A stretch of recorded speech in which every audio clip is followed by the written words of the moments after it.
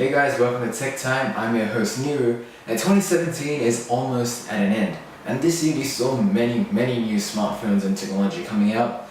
And this video is the 2017 Smartphone Hall of Fame. So in this Hall of Fame, I'll be giving 9 categories, and there will be a smartphone winner for each of them. It will also be followed up by a runner-up, which is basically like the second best or next best alternative to the one that won the category. Now at the end of the video, I'll be talking about all the smartphones that are in the Hall of Fame. And now the smartphone will only be into the Hall of Fame depending on if they win a category. So coming runner-up, no extra points. And in the Hall of Fame, each smartphone will be given a seat. The lower the number of the seat, the better it is. And the number of the seat is determined by the number of awards that they get. So the more amount of awards, the higher the seat is going to be. So let's kick things off with category number 1, and that's the best budget smartphone. I mean, who doesn't like to save a bit of money, right? And this category is not for the cheapest smartphone. Instead, it's for the smartphone that gives you the greatest value for how much money it's worth. And this award would have to go without a doubt to the OnePlus 5T. It costs around 700 Australian dollars, but you're not missing out on anything. You get a bigger display with less bezels, fingerprint scanner on the back, super fast facial recognition, amazing performance, and it even has an headphone jack. An honorable mention goes to another phone by OnePlus, the OnePlus 5, which came out earlier this year. Jumping right over to category number 2, we're talking about the best small smartphone. And over the past year or two, smartphones have been getting bigger and bigger. And I'm not just talking about the small bezels, I mean they're getting bigger in size. But this award is for the phone which keeps all the flagship specs and features in the smallest shop possible. And without a doubt, this would have to go for the iPhone X. The iPhone X is just a bit bigger than 5.8 inches diagonally, making it only slightly taller than the iPhone 8, and it's about the same size as the Google Pixel 2. And the iPhone X is literally Apple's flagship smartphone with all their latest specs and latest features. Honorable mentions would have to go to 2 phones I already mentioned in this section, the Google Pixel 2 and the iPhone 8. They're both excellent smartphones for their size, and they have almost all the flagship features and specs as their bigger brothers. The iPhone 8 is just missing the dual camera setup and 1GB of RAM, but the Google Pixel 2 is exactly the same as the Google Pixel 2 XL. Moving on to battery life, this award would have to go to a newcomer into the smartphone game, the Razer phone. The Razer phone is a phone centered on gaming, and because of that it houses a 4000 mAh battery and has no trouble getting through the entire day on a single charge. In addition, the iPhone 8 Plus has excellent battery life as well. Its standby time is amazing, and even the Samsung Galaxy Note 8 has exceptionally well battery life. Quickly hopping over to category number 4, we're talking about speed and performance. The speed and capabilities of smartphones have constantly been improving, and phones are becoming faster and the user experience is becoming more seamless. In 2017, the king of fast, seamless user experience would have to go to the OnePlus 5T. Rocking the latest Snapdragon chipset along with 6GB of RAM means the phone runs like butter during daily usage, and deals with heavy applications like their 5-year-olds around an ice cream truck. Next in line would have to be, without a doubt, the iPhone X. Apple's A11 Bionic chip is the fastest chipset out of any smartphone. It's even faster than the OnePlus 5T's Snapdragon. But the iPhone X doesn't get the first seat because the 3GB of RAM is insufficient to have too many apps open in the background. And this lack of RAM was the only thing holding back the iPhone X and let it down in getting the first seat in this category. The cameras in smartphones are beginning to become very impressive, and smartphones are what's most commonly used by individuals to take photos. But this time around there wasn't really much competition in the category of smartphones, and the Google Pixel 2 XL, or Google Pixel 2, they have the same camera, has an almost runaway victory in this category. The Google Pixel 2 nails almost all the categories of being a good smartphone camera. It's got great image processing, sharpness, HDR, almost anything you name it. But the runner-up for this category has the best video quality.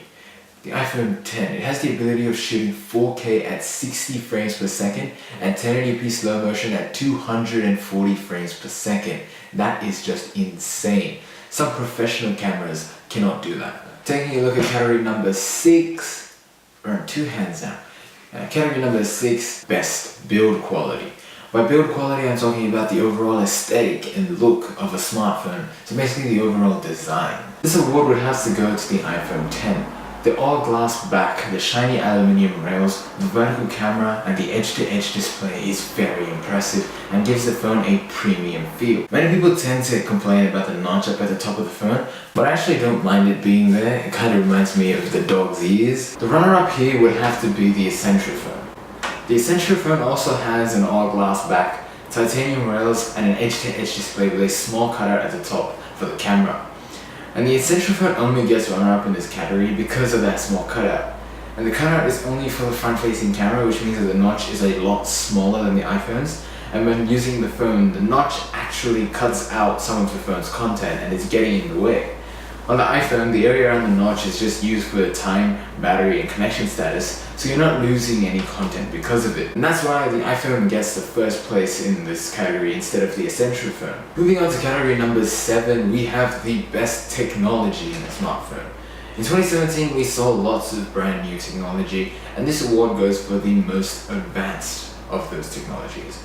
And this one would go without a doubt to the iPhone X and Face ID. Face ID is facial recognition technology like none other in the smartphone game. No other phone has facial recognition that is as fast, secure, and advanced.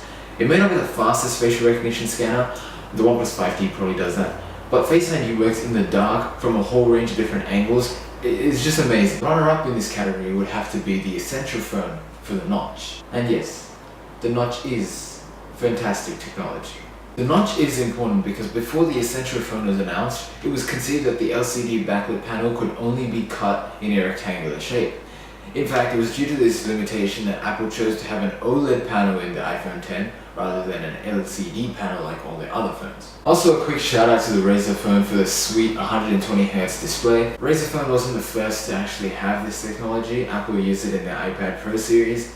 But the Razer phone was the very first smartphone to have this technology incorporated. Our second last category, category number 8, would have to be for the most disappointing smartphone of the year. And this is not for the worst smartphone of the year, it's just that this is for the smartphone which had the potential to deliver, but failed to deliver anything solid. And this would have to be the Samsung Galaxy S8 and S8 Plus.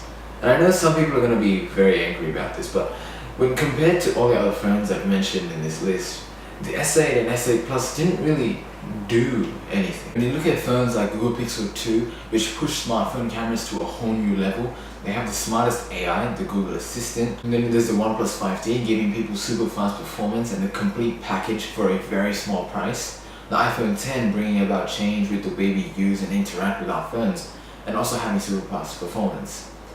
And on the note of performance, the Samsung Galaxy S8 performed worse than the iPhone 6s. And the iPhone 6s was released in 2015. Now, people would argue that the HTC U Ultra is the worst phone of 2017.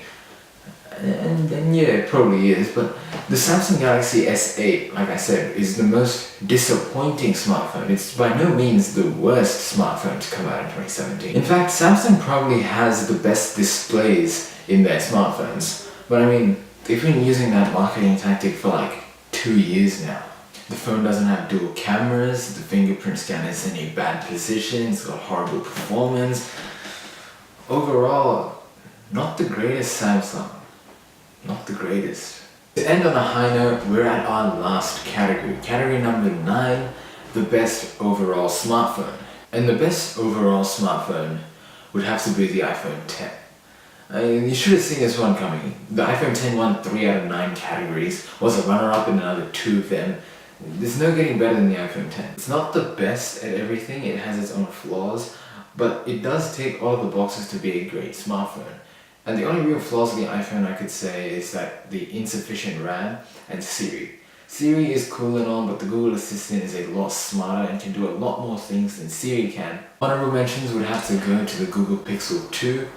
Google's flagship smartphone also ticks all the boxes and even excels in the camera department. The OnePlus 5T would also be one of the best smartphones to come out this year. I would like to give a shout out to the phone that I didn't even mention throughout this entire video. That's the Samsung Galaxy Note 8. The Samsung Galaxy Note 8 is a lot better than the S8 for sure.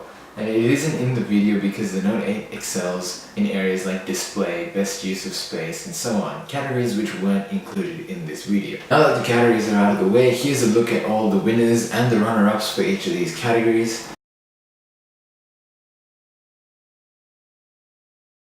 And now to the Hall of Fame. In the 4th seat of the Hall of Fame, we have the Razer phone, which won the best battery life. In the 3rd seat, we have the Google Pixel 2, which won the category for best camera. In the 2nd seat is the OnePlus 5T, which won the best budget smartphone and best speed and performance. And the 1st seat is reserved for the iPhone, which won the best design, best technology, best small phone, and best overall smartphone. So now if anyone counted and you only got 8 categories in that, that's because one of the categories was actually the best disappointing smartphone, which was won by the Samsung Galaxy S8 and S8 Plus. I don't think they get a seat for that. And thank you all so much for watching. I hope you guys enjoyed. Hopefully this video gave you some insight into all of the smartphones and the technology that came out this year. Anyway, I'll see you guys next time, and until then, have a great life.